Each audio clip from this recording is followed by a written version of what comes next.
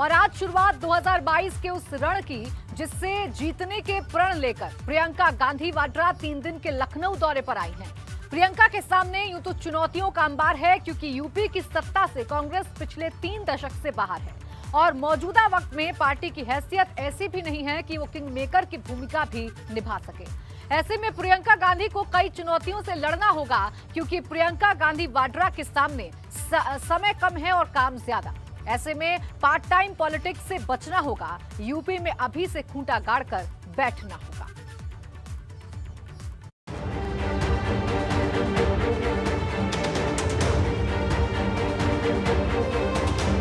दो 2022 का रण, प्रियंका गांधी वाड्रा का चुनावी प्रण।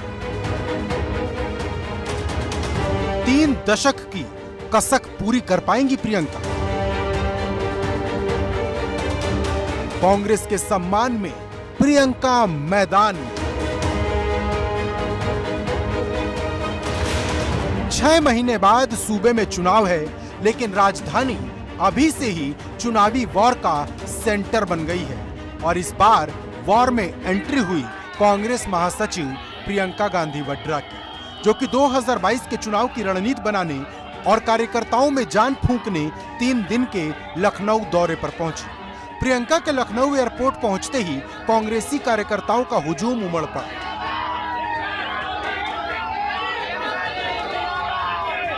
हजरतगंज में जाम लग गया। प्रियंका गांधी वाड्रा ने सबसे पहले महात्मा गांधी की प्रतिमा पर माल्यार्पण किया और फिर चुनावी बिगुल फूंकते हुए धरने पर बैठ गए। प्रियंका गांधी का धरना सिर्फ ट्रेलर भर था, क्योंकि एक टीजर वो लखनऊ आने से पहले सीएम योगी पर निशाना साधकर दिखा चुकी थी। प्रधानमंत्री नरेंद्र मोदी ने गुरुवार को वाराणसी में जिस तरीके से सीएम योगी के काम की तारीफ की, उस पर प्रियंका गांधी वाड्रा ने निशाना साधते हुए ट्वीट किया, मोदी जी के सर्टिफिकेट से यूपी में कोरोना की दूसरी लहर के दौरान योगी सरकार की आक्रामक क्रूरता, लापरवाही और अव्यवस्था की सच्चाई छिप नहीं सकती। लोगों ने अपार पीड़ा, बेबसी का सामना अकेले किया। इस सच्चाई को मोदी जी, योगी जी भूल सकते हैं। जिन्होंने कोरोना का दर्द सहा, वे नहीं भूलेंगे। मौन मैंने इसलिए रखा ताकि मेरे देशवासियों का ध्यान इस बात पर आकर्षित हो कि उत्तर प्रदेश में संविधान को नष्ट किया जा रहा है, लोकतंत्र का चीरहरण हो रहा है। मैं पूछना चाहती हूँ कि ये कैसा विकासवाद है कि जब कोरोना की दूसरी लहर चल रही थी तब तो आपने पंचायत के चुनाव करवाए। उस समय कितने लोग कोरोना से संक्रमित हुए, कैसी व्यवस्था थी आपकी, कितने अध्यापक कोरोना से कितनों की मृत्यु हुई। इस तरह की जो अराजकता उत्तर प्रदेश की सरकार खुद फैला रही है, वे इसीलिए कर रही है क्योंकि ये पूरी तरह से नाकाम रही है। कोरोना की दूसरी लहर में इनकी व्यवस्था एकदम खत्म थी। आज प्रमाण पत्र मिल रहे हैं उनको अपने ही प्रधानमंत्री से। यूं तो प्रियंका 2021 में यूपी कई बार आई, कई बार सूबे की हुकूमत को चुनौती दी, लेकिन राजधानी में उनकी एंट्री करीब 1.5 साल बाद हुई है और इस बार उनका ये लखनऊ दौरा कई मायनों में खास है। जानकारी के मुताबिक प्रियंका गांधी वाड्रा 3 दिन तक लखनऊ में अपनी चुनावी रणनीति को तैयार करेंगी। साथ ही कांग्रेस के पूर्व सांसद, पूर्व शहर अध्यक्षों से मिलकर जमीनी हकीकत को समझने की कोशिश करेंगी और अपने उस वोट बैंक पर चर्चा करेंगी जो कभी पार्टी का मजबूत आधार होता था। मिशन 2022 की तैयारियों के लिए प्रियंका गांधी लखनऊ पहुंच चुकी हैं और यहां 3 दिन तक रुकेंगी। 3 दिन के प्रवास के दौरान प्रियंका गांधी यहां कार्यकर्ताओं से मुलाकात करेंगी और पूर्व विधायक और जिला अध्यक्ष जो हैं पूरे प्रदेश भर के यहां पर आए हुए हैं, उनसे मुलाकात करेंगी। चुनावी रणनीति तय करेंगी कि किस तरह से आगे चुनाव होना है। और इस समय देखिए यहाँ पर प्रियंका गांधी ने गांधी प्रतिमा पर आते ही पुष्प अर्पित करने के साथ ही मौन धरना शुरू कर दिया है, सत्याग्रह शुरू कर दिया है। ये उनके इरादों को जाहिर करता है कि संसद से लेकर सड़क तक, विधानसभा से लेकर सड़क तक का आंदोलन जनता के मुद्दों को लेकर आंदोलन प्रियंका गांधी करती रहेंगी और सबसे बड़ी चुनौती जो है उनके सामने इस समय संगठन की है, संगठन की मजबूती की है। प्रियंका गांधी 2022 के लिए कार्यकर्ताओं में उत्साह का संचार करने आई हैं। गौरतलब है कि यूपी की सत्ता से कांग्रेस पिछले 3 दशक से बाहर है और मौजूदा वक्त में पार्टी की हैसियत ऐसी भी नहीं कि वो किंग मेकर की भूमिका निभा सके। ऐसे में प्रियंका गांधी के सामने कई चुनौतियां होंगी, जैसे संगठन को मजबूत करना होगा, पार्टी के लिए जमीन तैयार करनी होगी, कार्यकर्ताओं में जोश भरना होगा, छोटे दलों से गठबंधन करना होगा, पार्टी के पुराने वोटर्स को वापस लाना होगा और खोई हुई पारंपरिक सीटों को जीतना होगा। लेकिन बड़ा सवाल ये कि क्या प्रियंका इन चुनौतियों से पार पा पाएंगी? क्योंकि यूपी में प्रियंका क्या कर सकती हैं और क्या नहीं, ये भी समझना होगा। बात पहले प्रियंका के मजबूत पक्ष की। दरअसल प्रियंका मुखर वक्ता हैं, विरोधियों पर सधा हुआ आक्रमण करती हैं, भीड़ जुटाने की उनमें ताकत है, हाजिर जवाबी भी हैं और जाति जमात से जुड़ी इनकी इमेज नहीं। अब बात प्रियंका के कमजोर पक्ष की भी। दरअसल प्रियंका अब तक संगठन में जान फूंकने में कामयाब नहीं रही। पार्टी की प्रदेश प्रभारी रही, लेकिन 1.5 साल तक लखनऊ नहीं आई।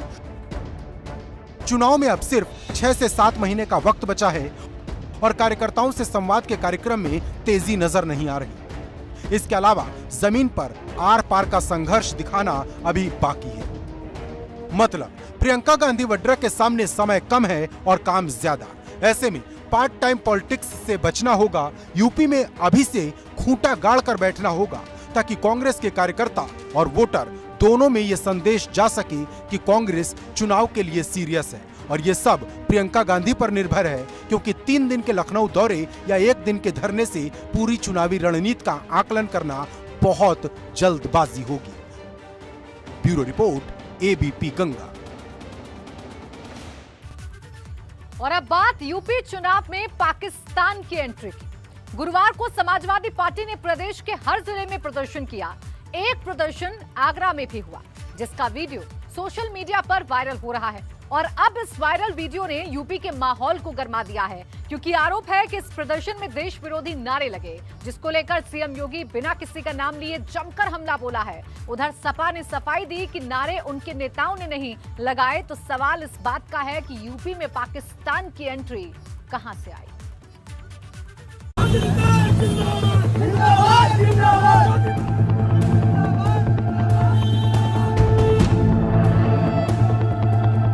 आगरा से विवादित वीडियो आया, यूपी में सियासी माहौल गरमाया। समाजवादी पार्टी के लोग आगरा में पाकिस्तान के समर्थन में नारेबाजी करते हैं। यूपी की सियासी लड़ाई राष्ट्रीय सुरक्षा पर आई।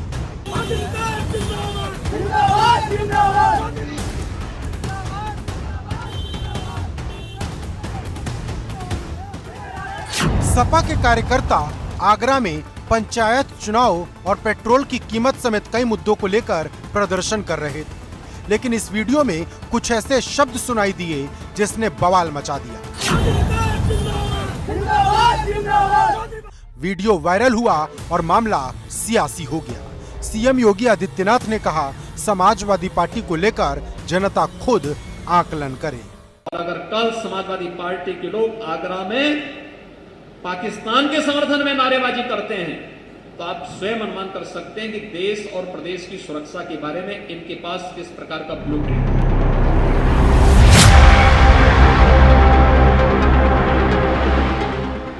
प्रदर्शन से विवादित वीडियो सामने आया तो सपा के अंदर भी हड़कंप मच गया। हालांकि सफाई दी गई कि जिन लोगों ने नारेबाजी की उनका पार्टी से कोई लेना देना नहीं। उसका नाम ठाकुर पंकज सिंह है। वो सुल्तानगंज पुलिया हरिपर्वत थाना क्षेत्र का रहने वाला है। हमने तो उसको पुलिस ने भी पकड़ लिया रात में।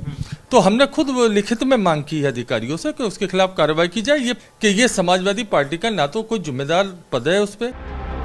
इस मामले में पुलिस ने 5 आरोपियों को गिरफ्तार किया है। सभी के खिलाफ गंभीर धाराएं लगी हैं। लिखा है, मुकदमे लिखने के बाद उस वीडियो में जो लोग दिखाई पड़ा उसको पहचान के बाद उनका ले आके पुलिस ने गिरफ्तार किया। उस पर 5 लोग पुलिस ने गिरफ्तार किया, गिरफ्तार करके जेल भेजा, मुकदमा लिखा। इस घटना में जो मुख्य आरोपी है उसका नाम पंकज सिंह है। गिरफ्तारी से पहले उसने वीडियो जारी कर सफाई भी दी थी। मैंने कोई गलत नारे नहीं लगाए, मैंने चौधरी भाई निषाद जी के लगाए, मुलायम सिंह यादव जी के नारे लगाए और मैंने अखिलेश यादव जी के नारे लगाए। मैंने कोई पाकिस्तान जी के नारे नहीं लगाए, क्योंकि पाकिस्तान के नारे क्यों लगाऊंगा? मैं ठाकुर आदमी हूँ, जन्मजात का ठाकुर आदमी हूँ। मैं ऐसी बातें क्यों करूँगा? मैं पाकिस्तान में क्या पड़ा बड़ा हुआ हूँ? जब मैं पाकिस्तान में रहता हूँ या पाकिस्तान की मैं बजाऊँगा? मैं अपने हिंदुस्तान में रहते हैं, हम हिंदुस्तान का खाते हैं, हिंदुस्तान की बजाएंगे। हम क्यों बजाएं पाकिस्तान का? आगरा में समाजवादी पार्टी के प्रदर्शन के दौरान पाकिस्तान जिंदाबाद का नारा लगाने वाला कथित वीडियो के वायरल होने के बाद एक तरफ पुलिस ने 5 नामजद समेत 20-25 अज्ञात लोगों पर मुकदमा दर्ज किया है और 5 लोगों की गिरफ्तारी कर ली है, जिसमें पंकज सिंह नाम के व्यक्ति ने वीडियो वायरल करते हुए अपनी सफाई भी दी और कहा है कि ये एक साजिश है, मैं हिंदू हूँ, मैं क्षत्रिय समाज से आता हूँ और ये मुझे साजिश के तहत फंसाया जा रहा है। 5 लोगों को पुलिस ने गिरफ्तार करके जेल भेज दिया है। आगरा से वायरल हुए एक वीडियो ने यूपी की सियासत में खलबली मचा दी है। सीएम योगी आदित्यनाथ ने सीधे समाजवादी पार्टी की मंशा पर सवाल खड़े किए और अब इंतजार है अखिलेश यादव के जवाब का। आगरा से नितिन उपाध्याय के साथ ब्यूरो रिपोर्ट, एबीपी गंगा। और अब बात पंचायत चुनाव के बदलापुर की। आमतौर पर नेता लोगों के जीवन स्तर को सुधारने की प्रतिज्ञा लेते हैं, लेकिन समाजवादी पार्टी के नेता और मुलायम सिंह के नाती तेज प्रताप यादव ने बदले की प्रतिज्ञा ली है, क्योंकि तेज प्रताप का एक वीडियो वायरल हो रहा है जिसमें वो कह रहे हैं कि अगर सपा की सरकार बनी तो वो भाजपा से एक एक बात का बदला लेंगे।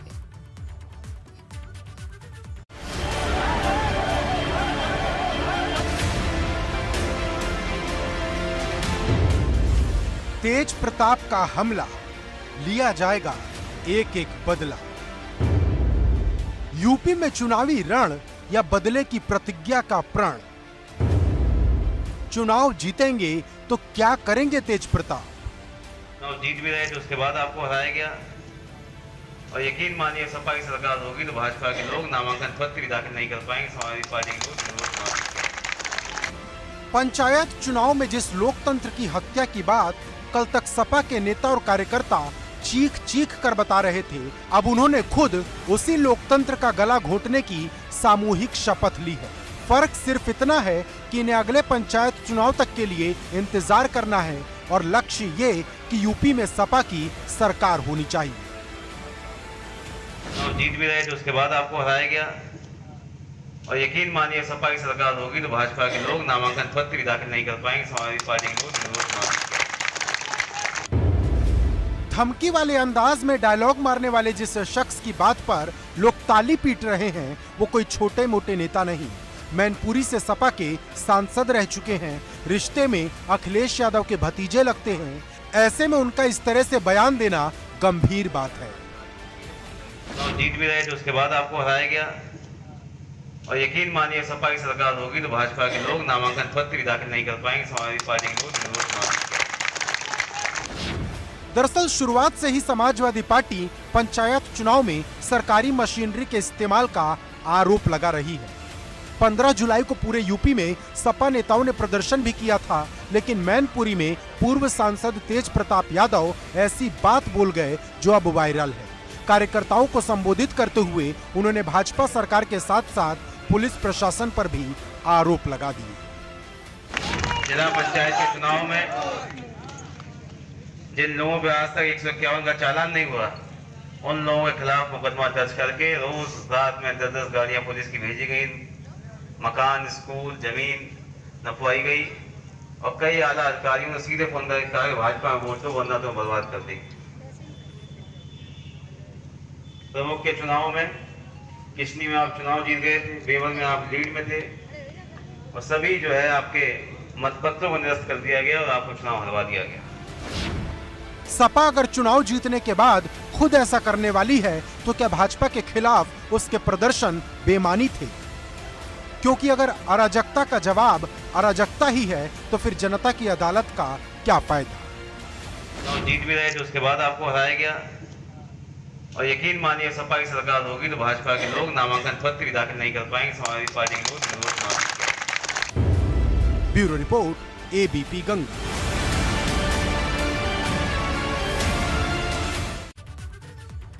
और अब बात सीएम योगी के विजय मंत्र की। भाजपा कार्य समिति की बैठक में सीएम योगी ने 2022 के चुनाव में जीत का पूरा खाका खींच दिया है। सीएम योगी ने जहां अपने कामों का जिक्र किया तो वहीं अपने विरोधियों पर भी जमकर हमला बोला है। मतलब साफ है, सीएम योगी ने उन तमाम राजनीतिक दलों के लिए संदेश दे दिया है कि इस बार चुनाव होगा, धुआंधार होगा।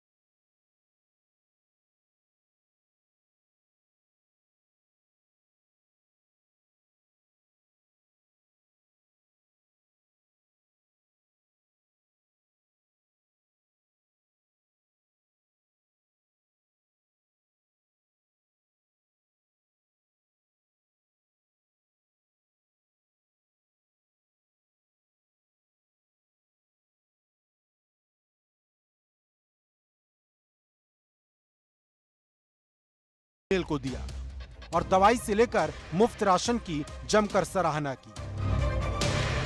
उत्तर प्रदेश की सुरक्षा एजेंसियों ने जिस तरीके से देश के खिलाफ षड्यंत्र रचने वाले आतंकी संगठनों को अपनी गिरफ्त में लिया और तब एक जिम्मेदार नेता के द्वारा यह बयानबाजी की जा रही है कि हमें उत्तर प्रदेश शासन पर और प्रदेश की सुरक्षा एजेंसियों पर विश्वास नहीं, या आखिर किस मंशा को प्रदर्शित करता है। गौरतलब है कि गुरुवार को पीएम मोदी ने कोरोना के खिलाफ लड़ाई को लेकर सीएम योगी की पीठ थपथपाई थी, लेकिन इस बार बारी सीएम योगी की थी। लेकिन योगी यहीं नहीं रुके, उन्होंने 1 करोड़ रोजगार का जिक्र करते हुए कहा कि आबादी में भले ही यूपी सबसे ऊपर हो, लेकिन बेरोजगारी में बहुत नीचे है। भारतीय जनता पार्टी की प्रदेश कार्य समिति की बैठक में आज 2022 को लेकर रणनीति तैयार की गई। 2022 को लेकर लंबा मंथन किया गया कि आखिर किला कैसे फतेह किया जाएगा। 4 सत्रों में हुई इस बैठक में पार्टी के राष्ट्रीय अध्यक्ष जेपी नड्डा ने भी पार्टी कार्यकर्ताओं से बात की। पार्टी जो कार्य समिति के सदस्य थे उनसे बात की। यहाँ पर मुख्यमंत्री की जमकर तारीफ की। योगी सरकार ने जो 4 साल में काम किया है उसकी सराहना की और सरकार की उपलब्धियों पर भी बात की। इसके साथ ही यहाँ पर जो अलग अलग सत्र थे उनमें चुनाव को लेकर जो पार्टी के आगामी कार्यक्रम होंगे, अभियान होंगे, उनके ऊपर मंथन किया गया। तमाम राजनीतिक प्रस्ताव जो थे वो भी पास किए गए। इस दौरान सीएम योगी ने भाई भतीजावाद का जिक्र किया और विरोधियों का नाम लिए बिना निशाना साधा। पंचायत चुनाव और उससे पहले, यानी यद्यपि विगत 16 महीनों से इस सदी की सबसे बड़ी त्रासदी से मानवता जूझ रही है और एक कोरोना महामारी है। पहली वेव आई, उसको आदरणीय प्रधानमंत्री जी के नेतृत्व में आने के पहले से किए गए उपायों के कारण जन धन की न्यूनतम हानि हो, बेहतर कोविड प्रबंधन का जो कार्य किया गया वह कोरोना प्रबंधन के माध्यम से देश के अंदर आदरणीय प्रधानमंत्री जी के नेतृत्व में देखने को मिला। मतलब साफ है, अगले साल चुनाव है, ऐसे में जनता के सामने अपने काम का ब्यौरा रखना ही होगा। लेकिन बात सिर्फ काम से नहीं बनती और ये बात सीएम योगी भी अच्छी तरह समझते हैं। तो क्या मान लिया जाए यूपी चुनाव के लिए भाजपा ने अपनी लाइन तय कर ली है। लखनऊ से वीरेश पांडे, एबीपी गंगा। आपने जिला गाजियाबाद मूवी देखी होगी, जहां भूमाफिया गाजियाबाद के बाहरी इलाकों में फैली जमीन पर कब्जा करते हैं। लेकिन जो आज आपको हम दिखाने जा रहे हैं वो कोई फिल्म नहीं बल्कि हकीकत है, जिसमें गाजियाबाद शहर के बीचों बीच की कई एकड़ जमीन को एक शख्स बेचता रहा, जिस पर पूरा का पूरा बाजार बसा दिया गया और प्रशासन आंखें मूंदे बैठा रहा। देखिए 100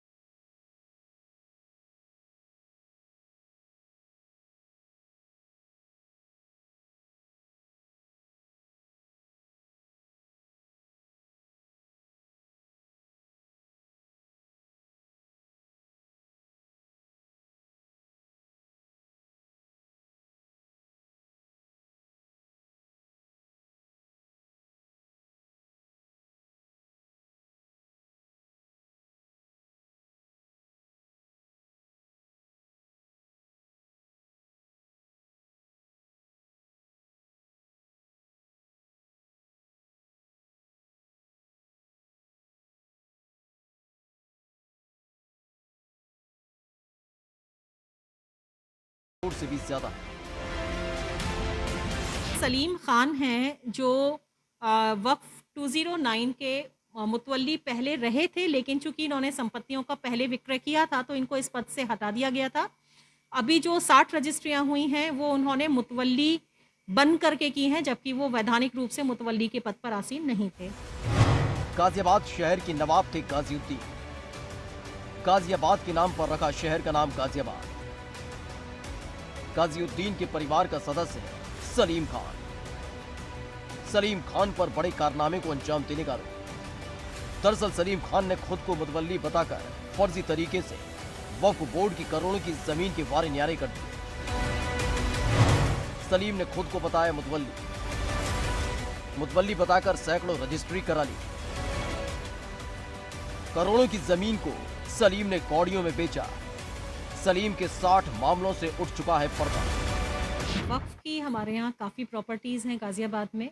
मेरठ मंडल में इनफैक्ट बहुत सारी प्रॉपर्टीज़ हैं, लेकिन गाज़ियाबाद में भी जो यहाँ के संस्थापक थे गाज़िउद्दीन साहब, उनकी कुछ वक्फ प्रॉपर्टीज़ हैं। तो इस पे एक व्यक्ति ने फ़र्ज़ी मुतवल्ली बन कर के उनके फ़र्ज़ी बैनामे किए, जो कि एज़ पर वक्फ एक्ट 1995 वैध नहीं है। इसके लिए हम लोगों ने उनकी FIR भी कराई और जो अवैध विक्रय हुआ है उन विक्रयों के जो प्रपत्र हैं उनको नल एंड वॉइड करने के लिए वक्फ बोर्ड को भी हमने लिखा है